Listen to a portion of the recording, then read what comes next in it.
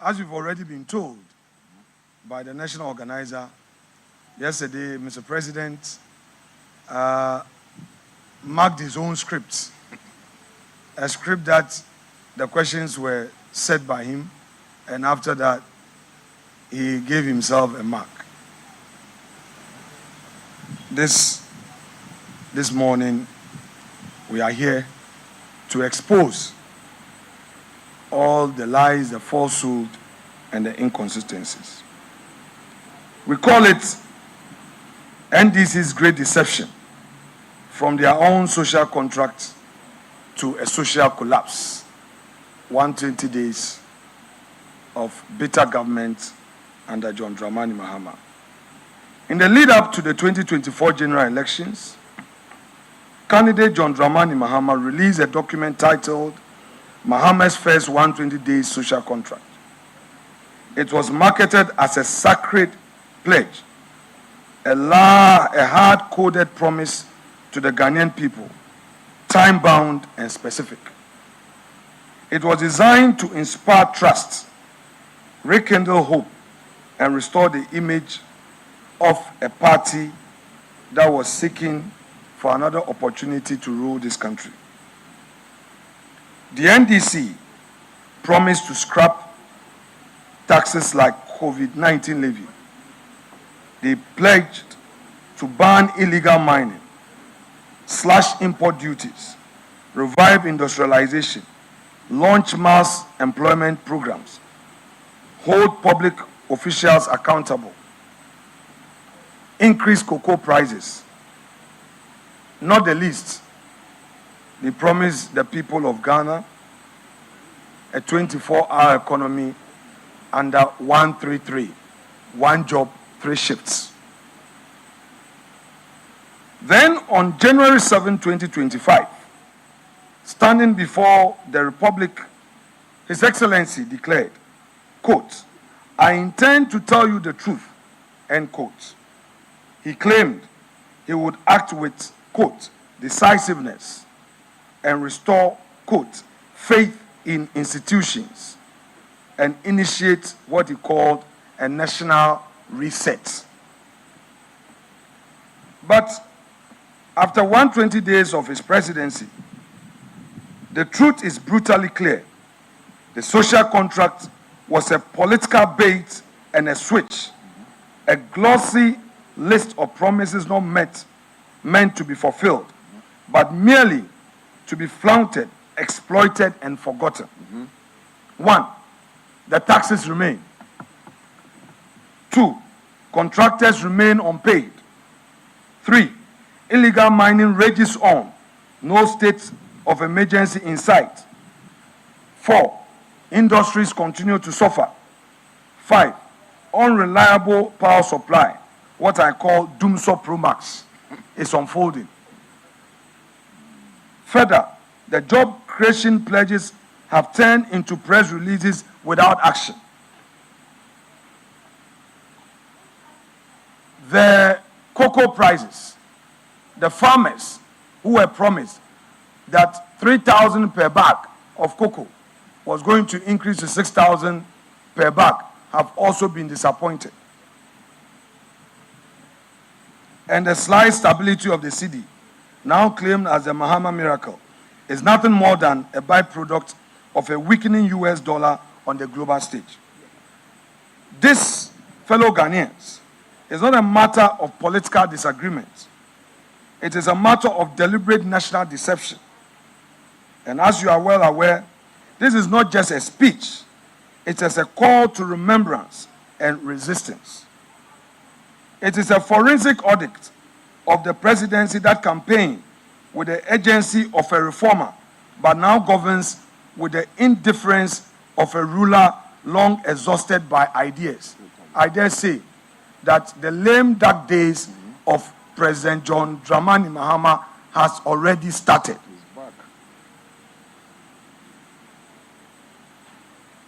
Today, what we urge Ghanaians to do is to rise up to defend the Republic. And above all, what is happening today is a clear warning.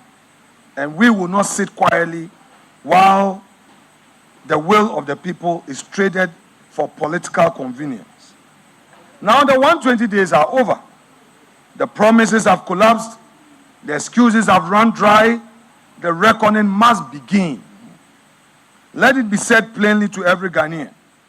You were not given a reset. You were sold a recycled failure. And now the clock has run out. Accountability must take center stage. Let history record this moment, not as a dawn of renewal, but as a day the veil of betrayal was torn away. Now, let me give you the details. The promise of constitutional fidelity. Today, the executive has broken this promise. What we experience now is executive lawlessness. On his inauguration day, His Excellency vowed, quote, "I shall strive to exercise sound judgment and be willing to act timelessly to resolve our challenges," end quote. But when faced with a clear breach of Article 286, when his appointees failed to declare their assets before taking office as constitutionally required, he did not act lawfully. He invented a bizarre punishment, a 3-month salary forfeiture, no referral to the Commission on Human Rights and Administrative Justice, no investigations, no accountability. What the president did was not a legal remedy. It was a constitutional betrayal. By failing to uphold the law, the president brought his own oath and the entire presidency into disrepute. Now they also pledged of security.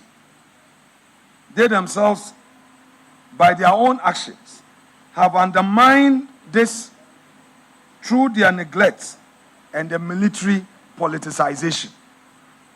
In his inaugural address, Mr. President personally said that he was going to secure our sub-region and, quote, "We must work together to keep our sub-region safe," end quote. Yet under his own watch, Boku bleeds. Boku bleeds. The president offers neither decisive intervention nor compelling empathy. I repeat, today, Boku bleeds. The president and his government offer neither decisive intervention nor compelling empathy. Instead, this government has destabilized our armed forces, pegging seasoned, loyal, and trusted officers and replacing them with partisan subordinates. The fact is, the government is not protecting the state. The government is politicizing its spine. A commander-in-chief who weakens his own forces in a time of crisis is not a leader, we dare say. Environmental commitment eclipsed by Galamsey retreat. President Mahama promised Ghanaians that he would act decisively and swiftly as our country's leader. In his mic-trumpeted social contract with the people of Ghana, President Mahama solemnly pledged, quote, "Ban illegal and new mining activities in forest reserves, roll out our Tree for Life and Blue Water Initiative to heal and sustainably harness the environment," end quote. And yet, illegal mining has flourished under his silence. Foreign nationals caught in Galamsey operations are deported, not prosecuted, contrary to the campaign promises. The promised repeal of the LI 2462 remains unfulfilled. The rivers continue to run red. The forests are gashed open. And the president who accused Nana Akufo-Addo's administration of inaction on illegal mining and promised decisive action offers excuses. The government's inaction on illegal mining is not just disappointing, it is a betrayal. While in opposition, the NDC loudly declared that if elected, they would impose a state of emergency to confront Galamsey head-on. But 120 days into the government, not only have they failed to do so, that they have completely abandoned the agency they once preached. Illegal mining continues to devastate our rivers, poison our land, and displace entire communities. The promised state of emergency has vanished, replaced by silence and inaction, while the sector minister sheds crocodile tears on national television over a sorry state of our rivers, forests, and farmland. This is not leadership. This is not leadership. It is cowardice dressed in empty campaign rhetoric. It therefore came without a surprise to the people of Ghana when recently, on May Day, organized labor, speaking through its Secretary General, boldly condemned the extent to which Galamsey is destroying our environment. And to quote organized labor, Galamsey has worsened within the few months that the NDC assumed office. So all the 8 years that they said the MPP was unsuccessful in dealing with the Galamsey issue, today, organized labor is boldly telling us and saying it to the face of the NDC administration that within this short period of governance, the situation has worsened. I leave it to your judgment. Inclusivity abandoned. Mr. President promised the nation of a leadership of inclusiveness. Today, what we see is a massacre of livelihoods. In his inaugural speech, Mr. President declared, every Ghanaian has the opportunity to contribute to our nation's story, end quote. And yet, since taking office, his government has waged an unprovoked war on public and civil servants.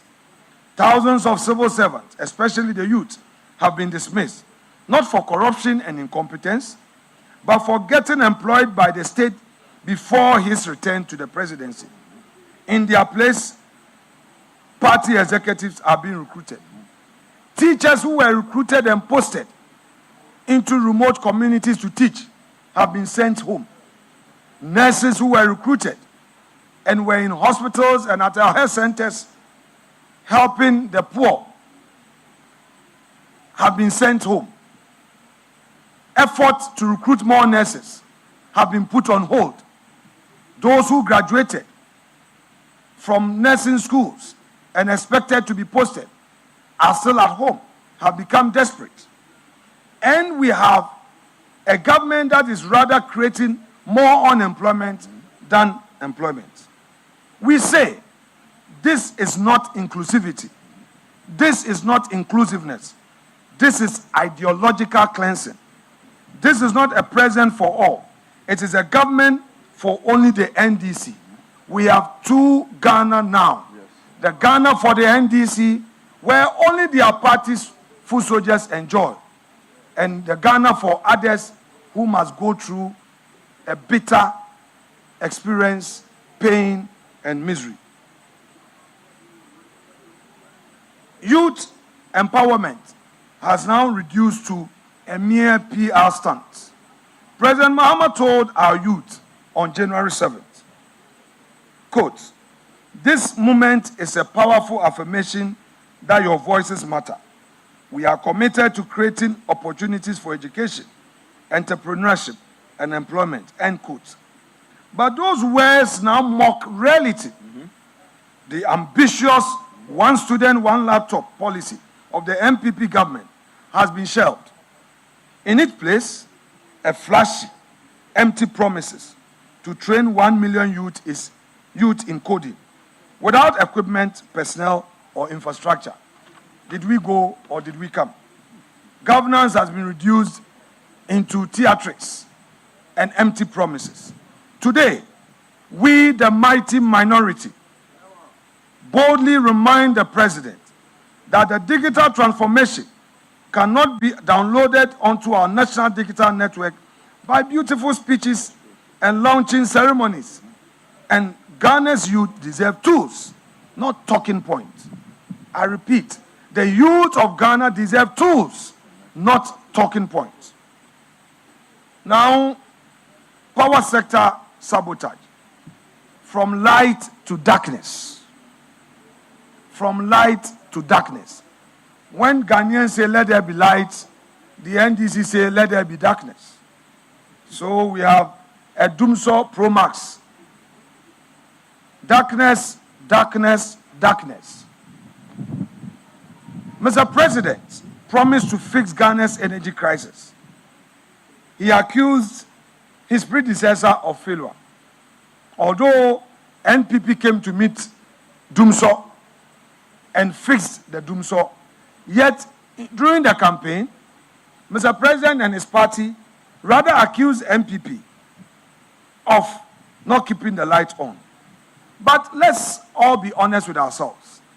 The last 120 days, we have seen persistent power outages, low voltage, and silence in the face of national inconvenience.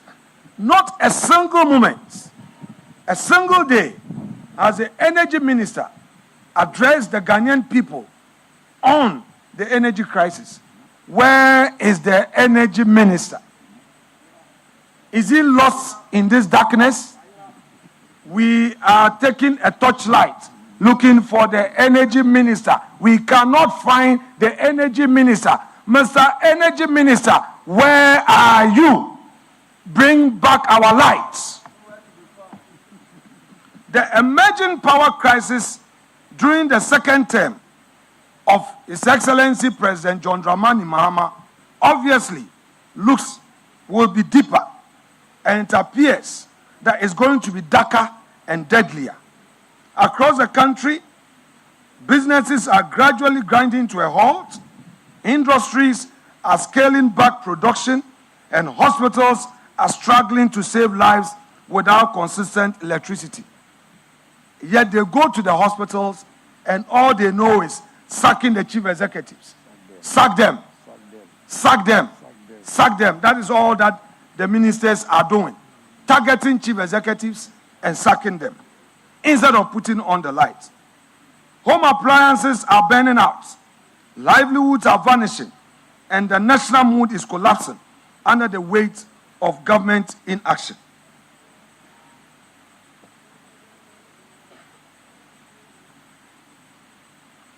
What we are seeing today is not intermittent disruption. It is a national emergency. And yet, the Mahama administration continues to offer excuses instead of solutions. Instead of resolving the problems, he recites blames like a broken record. Ghanaians deserve lights, not lectures. Leadership is action, not endless lamentation and blame game. Mr. President, NDC government, bring back our lights. You were not elected to lament. You were elected to do the work and fix the lights and fix the problem. You promised in your SONA that you were going to fix the problems. You are not fixing the problems. Fix the problems. Now, assault on the judiciary, the rule of law under siege. His Excellency promised, quote, reset the faith in leaders and institutions, end quote. I repeat, His Excellency promised reset of faith in leaders and institutions. But what do we see?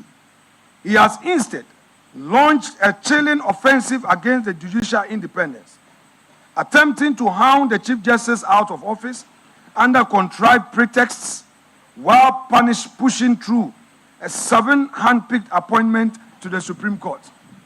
It has never happened in our democracy where the president makes a direct appointment and more or less coerces the Judicial Council to swiftly, whether they like it or not, approve of same. The practice has always been that nominations are made by various stakeholders. The Ghana Bar has an input. The Office of the Chief Justice has an input. The Judicial Council itself has an input. The government, the president acting through the Attorney General makes an input. And all these names are deliberated upon, discussed in detail, and a recommendation ferried to the president for further action. May I refer the government to the matter of Ghana Bar Association versus Attorney General, where Thaddeus Sori, the lead counsel for Ghana Bar, made strong arguments on this matter. It was a situation where the Judicial Council had made some recommendations in a certain order of merit for the president to exercise the discretion of appointment. And even so, the Ghana Bar questioned the exercise of discretion and argued, among others, that since there was an order of merit upon which the recommendation was mounted, the president couldn't have chosen from the bottom, because we have my Lord Mafosau, we had Professor Henrietta Mensah Bonsu, followed by my Lord Yawapao, and then lastly, Mr. Scott Poorman, as he then was. Yet the president chose from the bottom two, and Ghana Bar challenged this at the Supreme Court. The Supreme Court ruled that, well, that recommendation was an advice. And to the extent that all of those four individuals were recommended to the president could choose from the bottom. The president could choose anybody and was not bound by the order of merit. So clearly, a procedure, a practice as to how a justice of the Supreme Court is appointed is known. So why would the president write a letter that he's made appointment and urges that upon the Judicial Council to, at all costs, approve of same? This is very rich.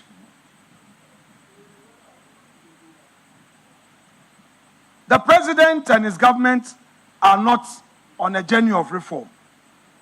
They are doing court packing. This is dictatorship disguised as democracy. And we, the minority, will not stand for it. Now, they are silencing dissent. The return of iron fists. They promised that they will allow free speech. But today, even political opponents are threatened. They will send their attack dogs on radio. When they think that you are being critical of them, they start to threaten you. Even journalists come under attack. The Secretary General of TUC, who boldly echoed the views of organized labor, is under attack. Even the views expressed by GBA also came under attack. And then they find a way of using social media to spread fake news and falsify information and crush genuine views expressed to shape governance. But let me remind Mr. President that in his own inaugural address, he called for accountability and promised to fight corruption. Yet, as I've already said, journalists are being harassed. Opposition MPs, like my brother John Ntimfodjo, recently became a target because he had raised a critical national issue, which required the security agencies to engage constructively. They personalized it, and they made him a target.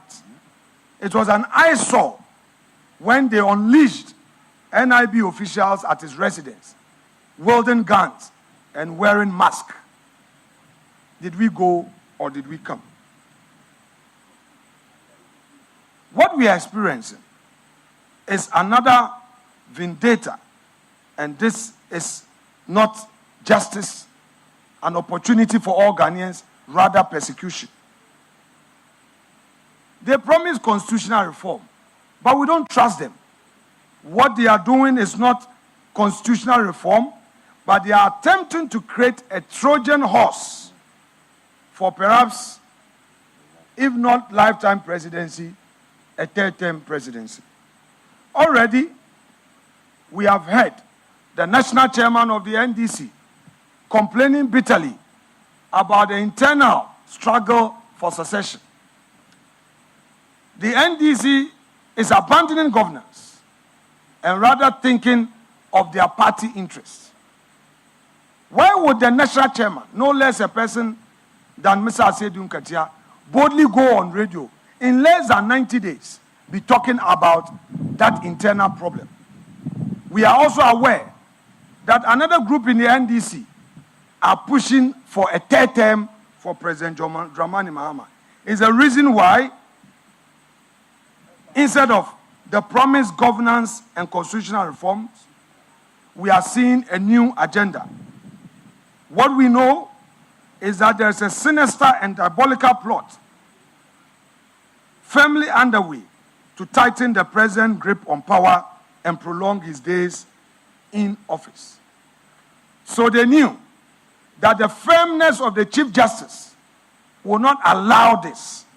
So they started to unleash the attack dogs on the Chief Justice to try and clear out of the way so that they will have their way. But we, the minority, today tell the NDC government they will never have their way. We see diabolical schemes. We read the signals. And we say this clearly. Ghana is not a monarchy. We will not be ruled for life.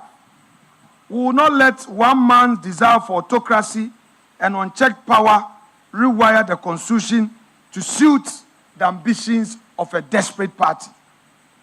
So the hawks in the NDC, who are so power drunk and are pushing through this third-term agenda, let them stay their hands.